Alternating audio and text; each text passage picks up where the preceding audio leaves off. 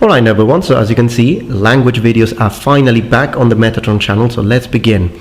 How many languages do I speak? I notice a lot of people asking this question, and the answer is quite simple: 7. So how did I manage to get to the point of learning to be fluent at different levels, of course, but I managed to make myself understood and understand so many languages? And most importantly, how can you do the same?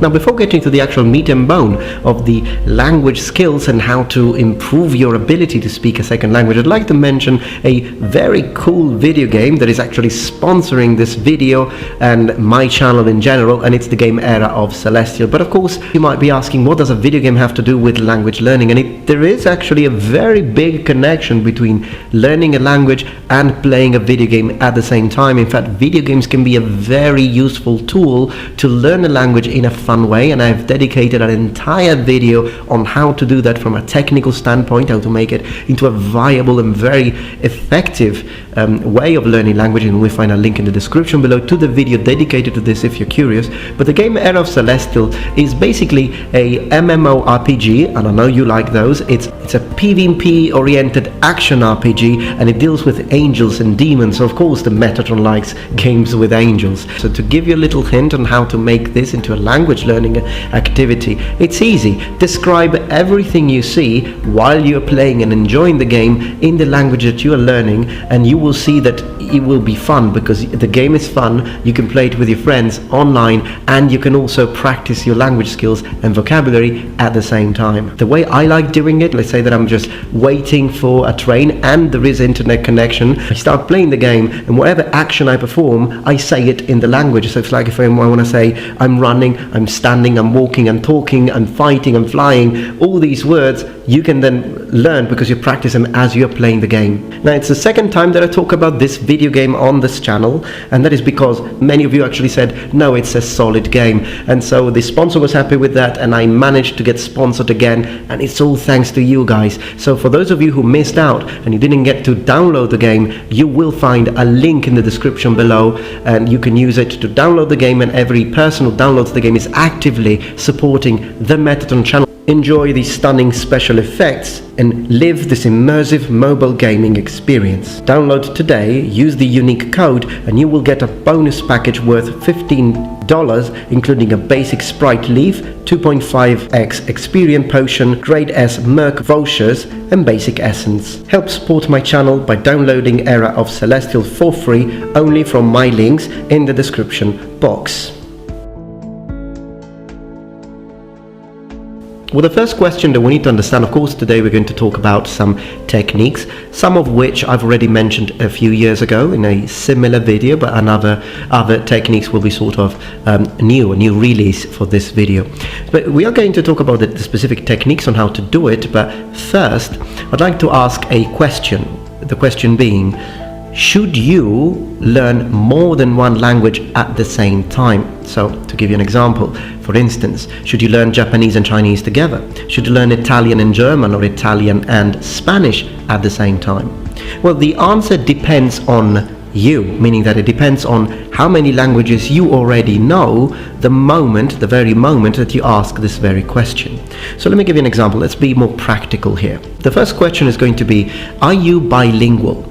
Do you already speak two languages? Well, if the answer is no, if the only language you understand is English, and you're considering, hey, I want to learn Italian because, pizza, pasta, but I also want to learn Spanish because, I can go across the border and start talking to people, then my suggestion is choose one. Particularly if they're both Romance languages in this case, because then otherwise you're going to mix them up.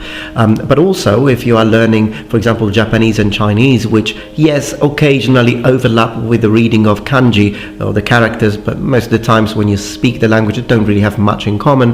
But even in that case, even though overlapping is not going to happen, I still suggest you, if you only speak one language fluently, so even if now you are listening to this video in English, but if your English is not really good and you're still working on it, then I'm saying first reach a reasonable level of fluency into a language, into your second language, and then start considering learning a third and perhaps a fourth language together.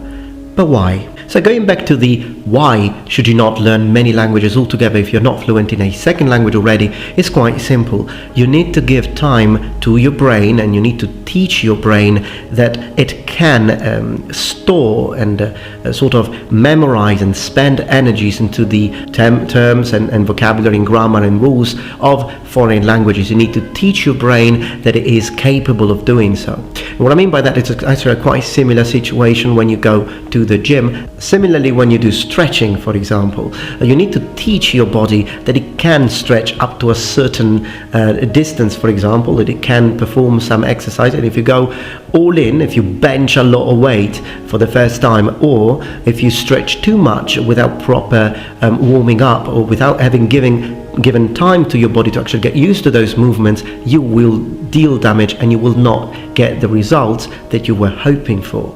So with languages it's similar. You need to give time to your brain to get used to the idea of spending energy into the storage of linguistic or language information.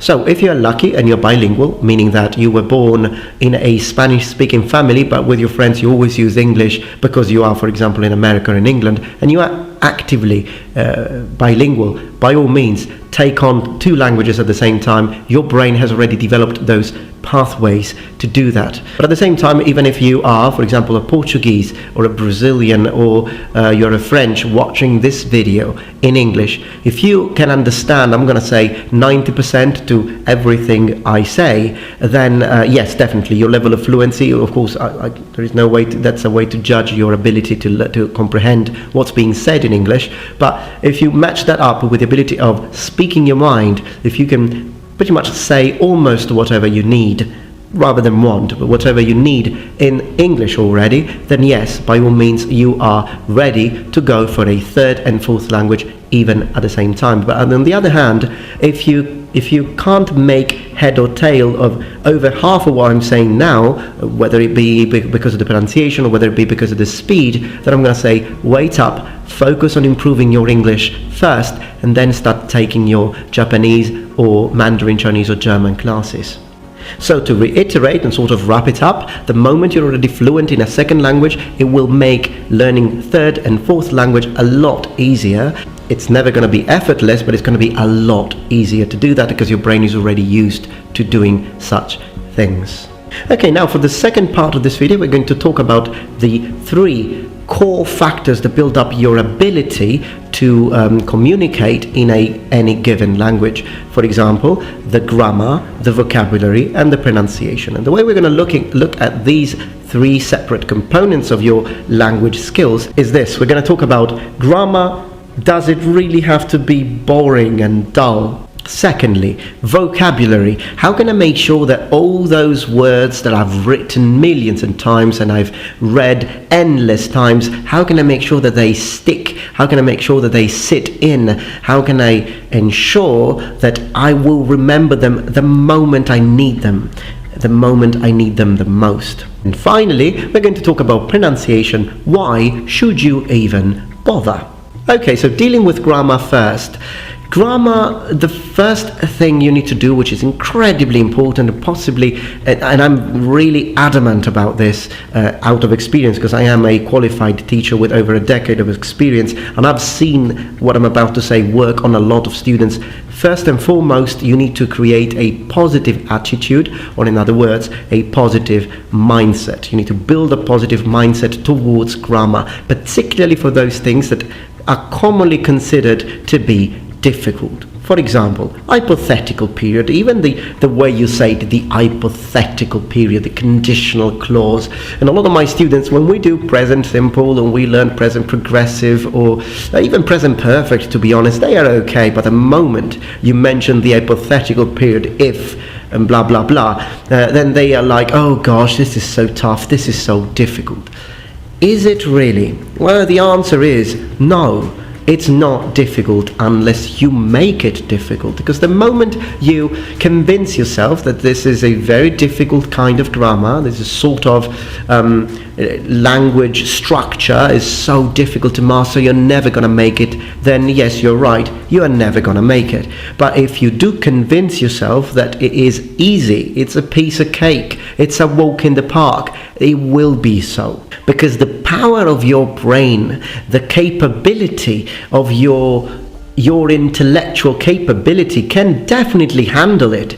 The problem is that first off, you need to do it in a proper way. You need to know how to learn a grammar structure. But most importantly, and this is very important, because a lot of people, they think that if they write 30 times a sentence or a few clauses in the hypothetical period, then they will be able to speak and to use it fluently during an actual conversation. But it doesn't work like that.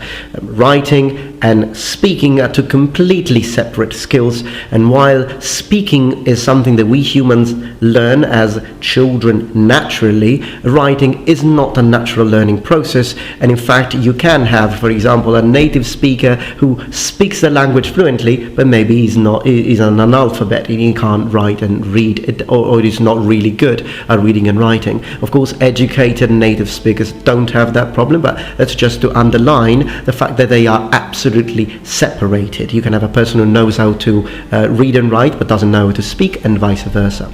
So if you practice a lot of writing, guess what's going to get better?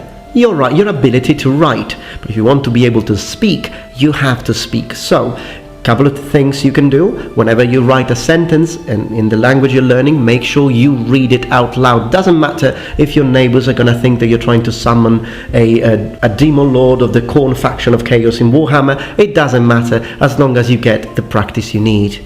But first you need to convince yourself that these structures are not difficult to be used. I'll give you some practical examples. In English, at the end of the day, how difficult is it really to say, if I had enough time, I would go to Rome? Was it really that difficult to build, to create, to assemble together? I don't think so. I mean, it didn't even take me a few seconds to come up with that sentence, and that's the same for you. It's not that I am a language genius and you are like the whatever. No, you can do it. If I can do it, you can do it. Another example, if you had told me, I wouldn't have gone there. You see, it can be, this is easy. Why is it easy? Because I practiced it a lot, and that is the key. That's why when people move to another country and they start using these structures, they learn them and they memorize them more quickly. It's not because being in England makes you a better speaker of English because of the magic coming out of Hogwarts. It's the practice that you get. So what you need to do is try and simulate that situation by trying and using these sentences on a daily basis, whether you're speaking to a camera, whether you're speaking to your girlfriend who speaks the language, or whether you're even speaking to yourself, to be honest, it doesn't matter. You need to say things out loud if you want to be able to use them in conversation. And of course, some people could say, but hold on a minute, that you can do that quickly because it's English, it's an easy language. Is it really? Well, in Italian you say, se avessi abbastanza soldi andrei a Roma. Se avessi soldi andrei a Roma. Se avessi soldi comprerei una bella casa. It's not that difficult if you say it a few times, to be honest. In Chinese, 如果我有100万我要买房. How about Japanese? もしお金があったら家を買います. And if you want to make it a bit more anime sounding for my anime fans, お金があったら家を買うんだよ. 誰にも邪魔させるわけにはいかないんだ. That was a little extra. Oh well. Okay, so Japanese, Chinese, doesn't matter really. Any language, no matter how complicated, how complex, how tough you might think it is, it doesn't matter. If you practice it enough times, you will master it. So, if you're not able to do this, it's just because you haven't said it enough times. You just say it loads of times. It doesn't even have to be that many, to be honest, but you say it enough times, you will get fluent, you can move to the next grammar structure. This way it can be fun because you're actually using it. Grammar needs to be connected to conversation, always. So what about vocabulary? I mean, there are so many words you need to remember. Well, my suggestion is, as I said previously on this channel, build a list of topics, okay, and make it into a weekly list. For example, this week I'm going to study the topic of furniture. So I'm going to learn how to say chair, armchair, laptop. Well, laptop is not really furniture, but you know what I'm saying. Everything you've got in the home, your table, your desk, the switch, the light switch, for example, floor, wall, ceiling, anything you see, the picture with the frame around it, the nail to put it on the wall, and all these words are the words that you're going to say on a daily basis from the moment you wake up until whenever you have time. You're going to say these words. Of course, if you're a very busy individual, it's going to be problematic to just sit down 2 hours and write and read these words, and it's not even going to work anyways. So my suggestion is, it doesn't matter how busy you are. If you chose the topic of furniture or rooms, well, you do need to move rooms. I mean, when you wake up, you can just say, I'm in the bedroom, in whatever language, sono in camera da letto, for Italian, for example.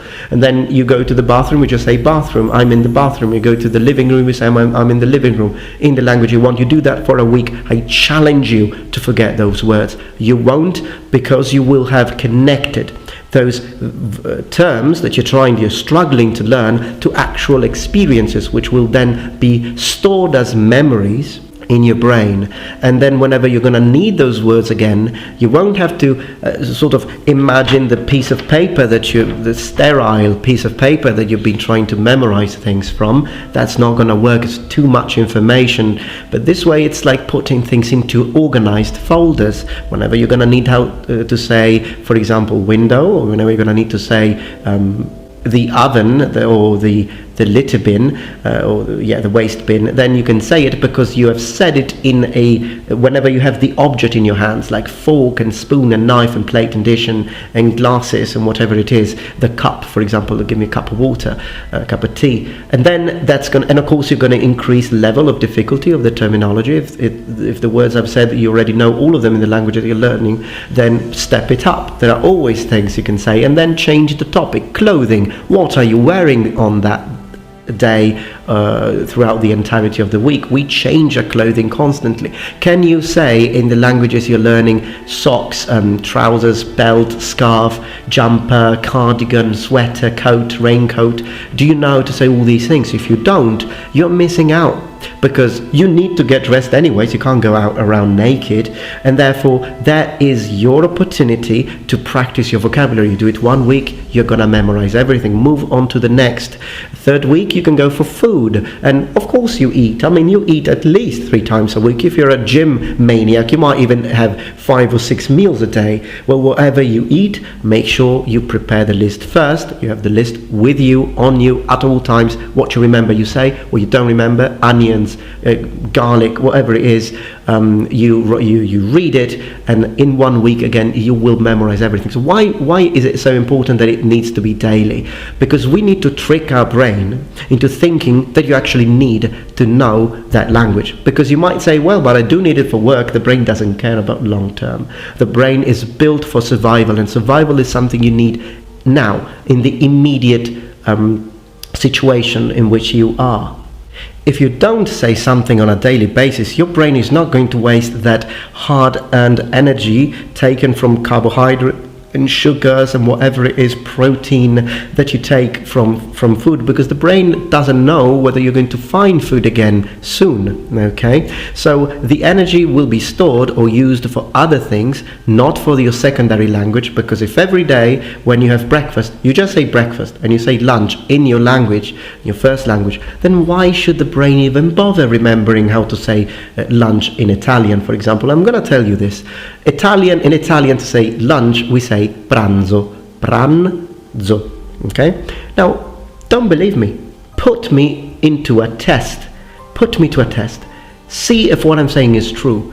From today, for a week, every time you're having lunch, make sure that before you start you say pranzo. Il pranzo. Because we do place the definite article. We say the lunch, although in English you don't, but I'm just saying pranzo. You try that for a week. You will never forget pranzo for the rest of your life. And you actually already know this, because I mean, even if you're Anglophone and you don't know a word of Italian, you still know pasta and pizza. Why? Because you don't use any other word in your language to say these things. You actually take the Italian words and use them, and that makes you basically native of those words, even though they are not English words. They have been assimilated, and that's what you need to try and do. Whenever you know something in the language you're learning, you need to pretend that you don't have that vocabulary in your language. And for example, you can even do this with your friends and your brothers and sisters and siblings in general. You can go to your brother and say, for example, hey, can you take my mouse? It's in the cassetto, which means drawer in Italian.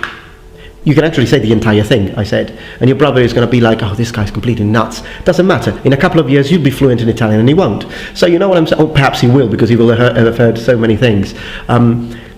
Create opportunities to practice the new vocabulary, create opportunities to use it on a daily basis, and you will be tricking your brain into thinking that, gosh, this guy is saying this word every day.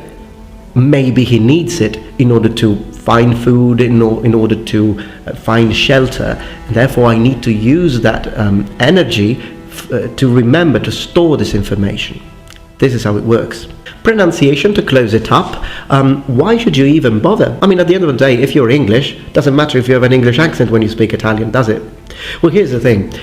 If you have a light accent, I'm going to say, like in my case, when I speak English, I do have a light Italian accent, but it's not too thick. And definitely, you can understand everything I'm saying, even if by listening to my speech, you can sometimes tell that, oh, this guy is probably not native. That's okay, as long as you can understand what I'm saying, okay? So pronunciation is very important in order for you to be able to communicate, okay? So if you start mispronouncing things, for example, if I start saying grind instead of grind, you might not understand, okay? Do people understand me without any strain or with only little strain? So that's the first level you want to reach.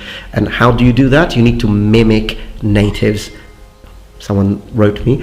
You need to mimic natives as much as you can. Secondly, if you have a good ear, if you have a musical ear, you can try and get as close as a native speaker as you can. Now, I'm in Italy now, and while I'm in Italy, I tend to lose part of my pronunciation, meaning that I pronounce words properly, but occasionally the intonation, the way I orchestrate the sounds, is a bit Italian. But when I go to England and I'm surrounded by natives, I can tell you for a fact that nobody can understand I'm not from England. That happens because I tune in with the natives. I hear them and I naturally start repeating and imitating the way they speak. Let me give you an example.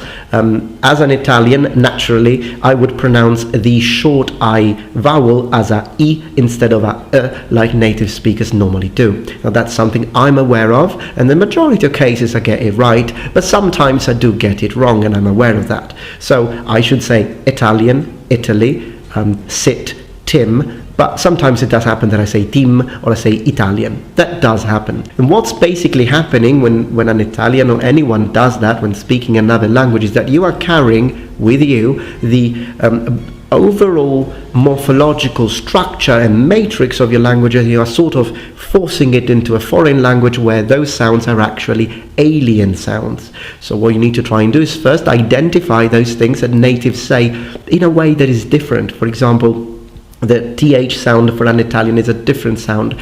Okay, or mother, think. This is a bit difficult for us Italians because we don't have this sound, whereas for a Spanish speaker or a Greek speaker it's not a difficult sound because they already have it, okay? And there are other examples. So try to mimic a native. But why should you try to get closer to how they speak?